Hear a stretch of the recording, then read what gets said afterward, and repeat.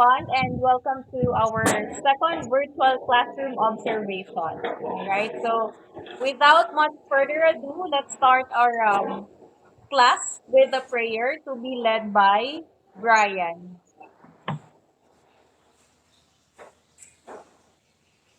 Yes, Brian?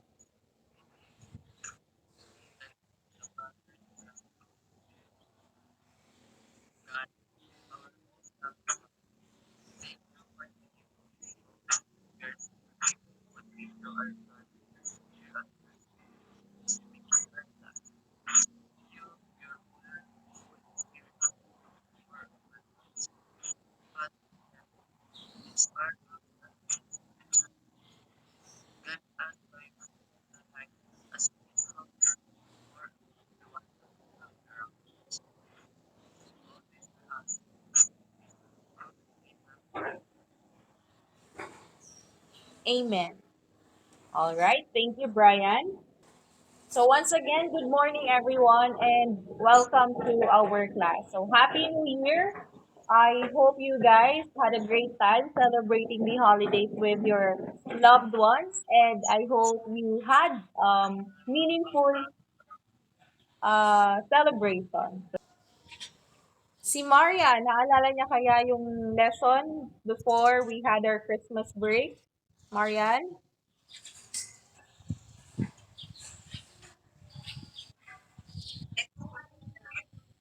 Right. So we discussed about exposition. Now, what about exposition? You still remember that,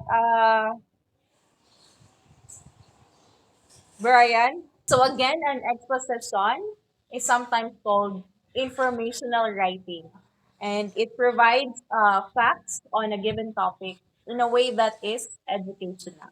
All right. For this morning, we are going to talk about multimodal elements. For our learning objectives, all right, we have number one, understanding multimodal text and their uses.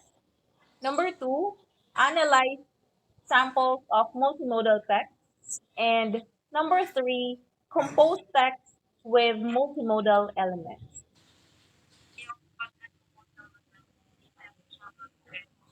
Mm, all right. Mas gusto mo yung may kasamang internet, ano? Okay. Johnson, how do you want your lesson presented? Do you prefer using textbooks and handouts, or do you want to study slides and access web links online?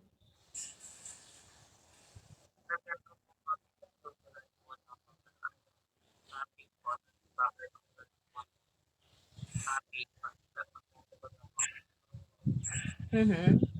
How about accessing online links or video lessons? Does it help you? Mm-hmm. Mm-hmm. So the video lessons also help you in understanding lessons. Tama? All right. Okay. So good. Now, as you can see, no, technology has truly changed the way people perceive information. So, from details usually printed on paper to internet-based that allow information to pop up on people's gadgets. So, these days, technology has truly changed the way people perceive information, and it's information is very accessible nowadays. All right. Now, the society we live in is indeed relying on information presented on different modes. That's why today we are going to talk about multimodal elements. All right. So this lesson focuses on understanding multimodal texts and their uses. And as you journey through this part of the module, you will be engaged in analyzing samples of multimodal texts and discovering how they are made for specific purposes. All right. And of course, you are also expected to compose uh, multimodal texts. All right. Brian, what is the material all about?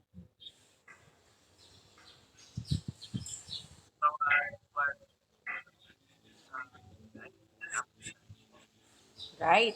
So it's a poster wherein it shows Yes, tama, no? Requirements. If you want to become an SPICT student, these are the requirements. All right. Thank you, Brian. Marian, do you see pure text or are there photos and other elements in the poster? Marian, do you see pure text or are there photos and other elements?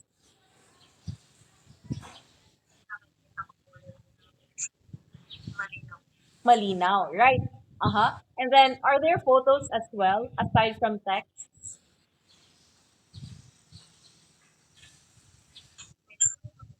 Medyo malabo. Pero meron ba tayong mga pictures na ginamit? Right, okay. And Johnson, what do you think is the purpose of combining pictures and text in this material?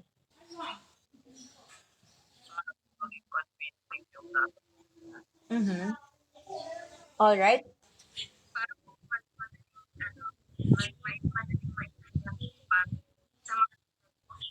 Right. So, mas madaling maintindihan, ano? Tsaka para din siguro, hindi siya boring tingnan, ano? Kasi pag text lang, puro text lang yung nakikita natin. So, aside from the text, no, the creator of that poster also added graphics para mas maganda rin sa mata, mas madaling tingnan. And of course, tama yung kanina, no, para mas maging convincing. Alright. What is multimodal text, Philip?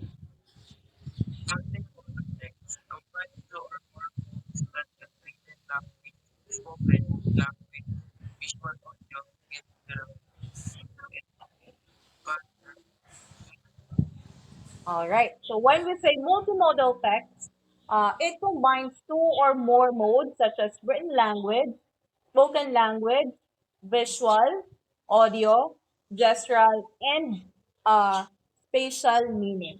Okay. So examples of multimodal text can be posters, like the one that you've seen earlier, infographics, blogs or vlogs, animation, web pages, and among others. A text is considered multimodal when it combines two or more modes to present information. So that's what I have mentioned earlier.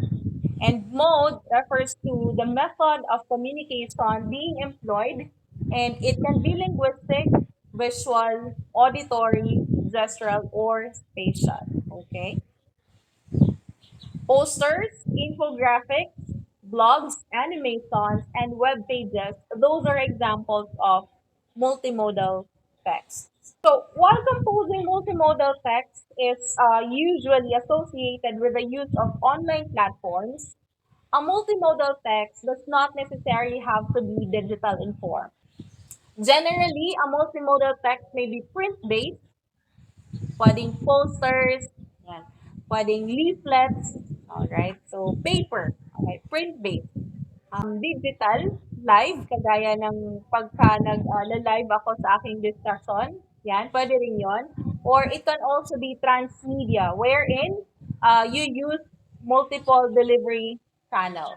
Now, processing information in multimodal text is one thing, while composing an example of multimodal text is another. Okay? Multimodal text can range from simple to complex, with the level of complexity usually depending on what modes to combine, understanding the interconnections between these modes, and what platforms or technology to use. All right. So here are the examples of different multimodal texts. Okay. So under simple, we have newspapers. So that's print based. We have brochures. That's also print based.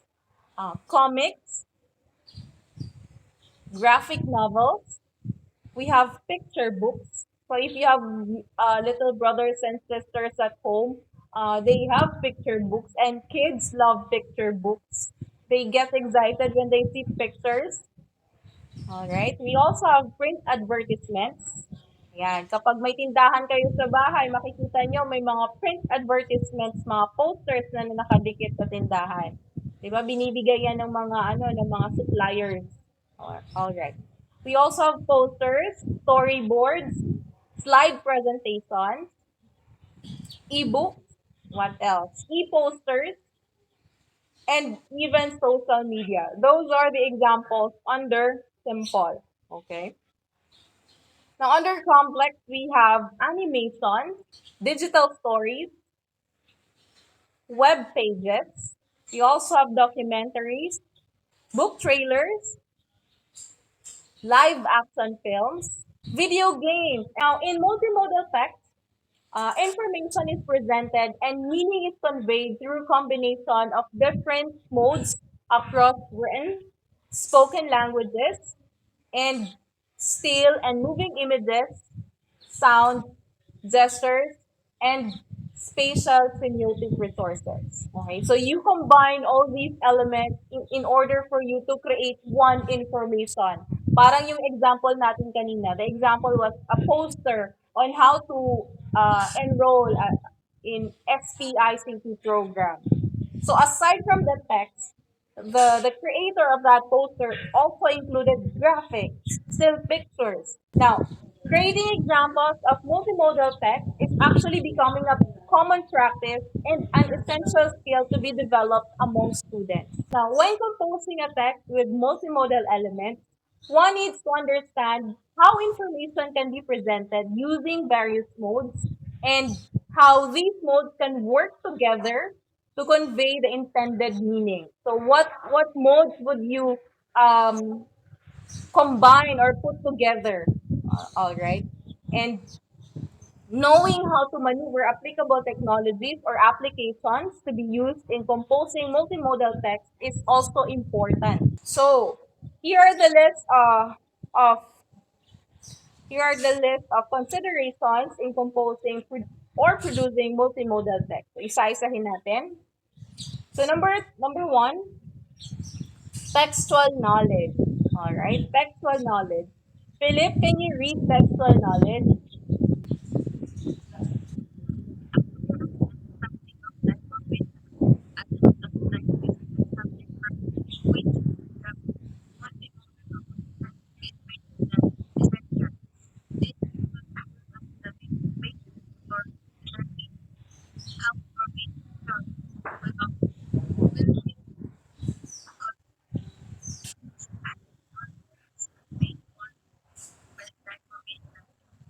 All right, so textual knowledge. Okay, so a clear understanding of the information at hand. Say, for example, you are going to make an infographic about you're going to make an infographic containing enrollment procedure for SPICT program. Okay, so yun ang ating laman, no? Yun ang laman ng ating infographic. So, iisip ka ngayon. Iisipin mo mabuti kung ano yung essential information na dapat nandun sa iyong infographic. At dapat isipin mo rin kompleto yung information mo. Bakit? Para kapag binasa ng readers mo yung infographic na yon or yung poster na yon, ah, alam niya na lahat yung mga kailangan niyang i-prepare. Alam niya na lahat yung mga kailangan niyang ayusing papel. Okay? Kasi kapag kulang, okay, kailan nga bang enrollment? Bakit hindi yata nakasulat doon sa poster or sa infographic? Parang kulang yata yung information. So, mag-iisip pa ngayon yung reader. So, dapat kompleto lahat. Lahat ng information na dapat mong ilagay sa iyong poster, nandun na lahat. Alright? So, a clear understanding of the information at hand or specific subject from which multimodal composition is based is essential. So, mahalaga yun. Alright, so that's number one. Number two, Brian.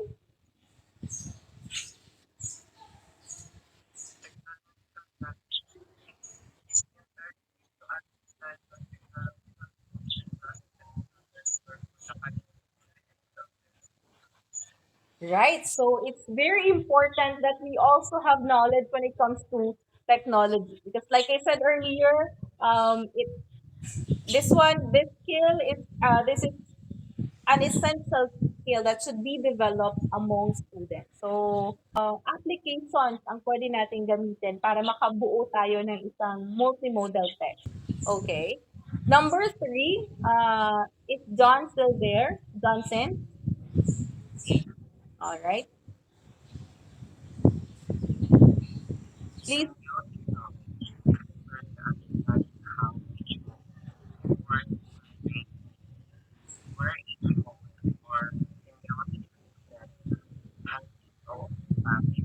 All right. So, going back to the meaning of multimodal element, it's actually a combination, hindi lang sa isang mode, ano? It's a combination of two or more modes in presenting information. So if you go back to the example earlier, the poster, enrollment poster, you do not just see text. There are also still images. Liza, is Liza here? Yes, Liza.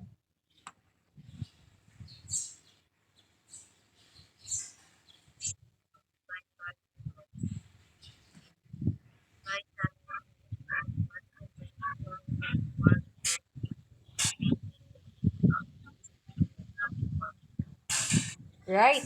So in creating multimodal text, we should know what modes to combine.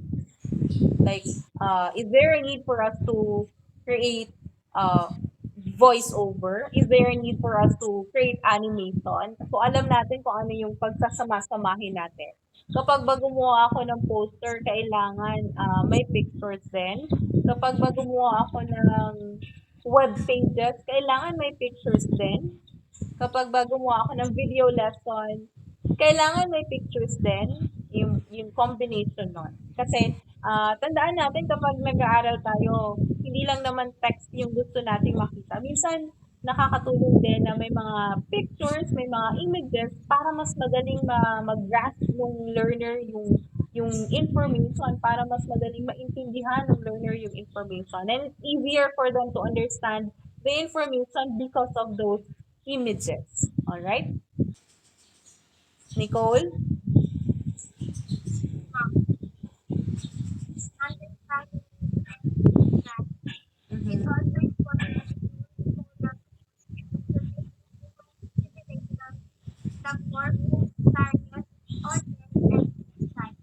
Right? So you have to understand the different genres. And you have to know also the target audience, no? Kasi, I'll give you an example. Yung mga tao na mas gusto ang online procedure, well, online ang gagamitin natin sa kanila. Yung mga tao naman na mas gusto ng pen and paper ang gagamitin para sa kanila. Or written ang gagamitin natin sa kanila. Or printed based ang gagamitin natin sa kanila. Kasi hindi naman pwede na kapag sabihin mo, alright, online enrollment tayo. And that's it. There's no other way. Yun lang. Eh, paano yung mga walang access to internet? How about those people who are not familiar with browsing the internet?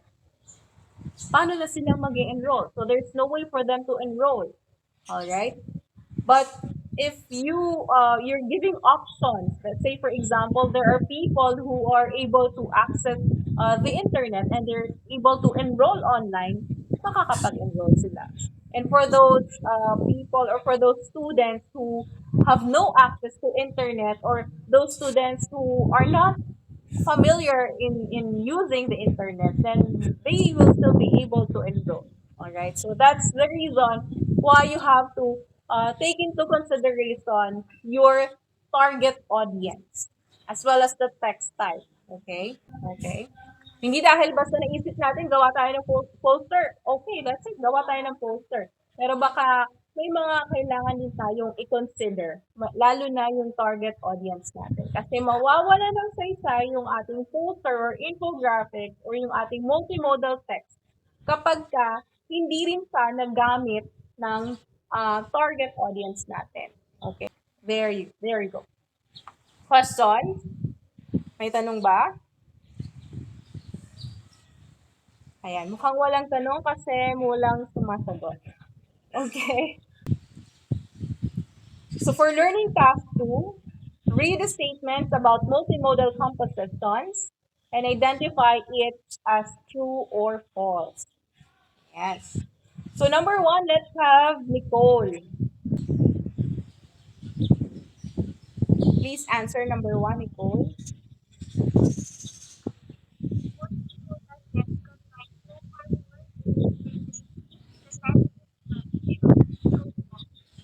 Right. So it's a combination of two or more modes in presenting information. Thank you, Nicole. Number 2, Marian.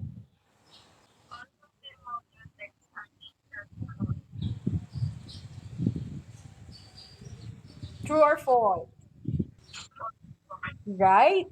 So it's false, no? Kasi sabi ko nga, we have brochure. Pero meron din tayong video games. We have newspapers, but we also have social media. Okay, so combination, no? May pwedeng digital, pwedeng print-based.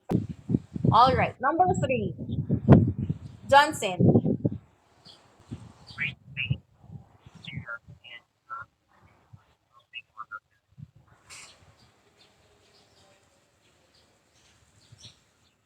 So is it true that print-based materials cannot include multimodal elements? False. Tama. Okay.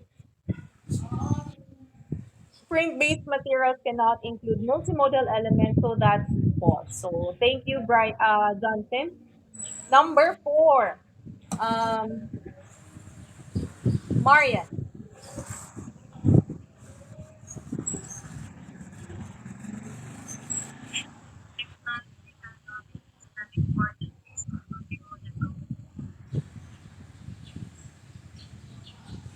So is it true that technological knowledge is not important in multimodal compositions?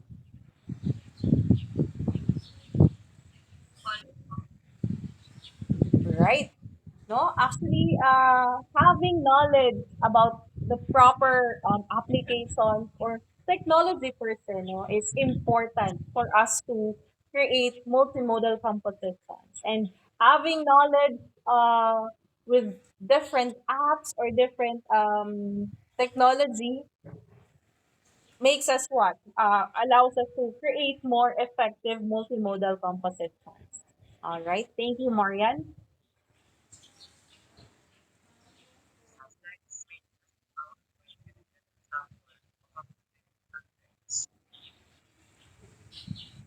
That's the answer, Brian.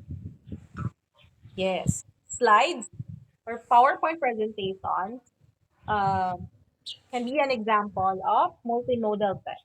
So for your learning task 3, this is what you're going to do. For each of the topics provided below, suggest at least 3 forms of multimodal text that can be produced to present effectively the information and the intended meaning. Use the format provided, and an example has been given to serve as your guide. Okay. So number 1, for example, avoiding COVID-19 infection. So what you can do is you can create a poster, you can create infographic, or you can also create PowerPoint presentation. Kapag medyo sinisipag ka pa, you can also create video, short clips, classification of plants, COVID-19 updates in the Philippines, ending violence against women. You have number 1 as an example, but let's try to answer number 2. Let's have Brian. Brian, if you are going to classify plants, how are you going to present it? Can you think of at least one multimodal text?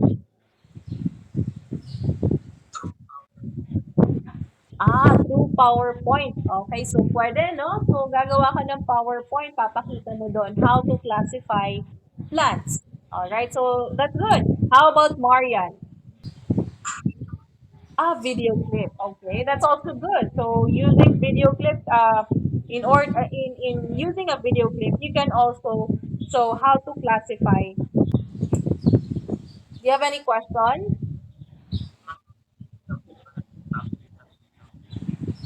You're going to answer number 2 to 4. Again, thank you so much for joining our online class today. So I hope to see you again next week and have a good one. So that's it for now. Bye, guys.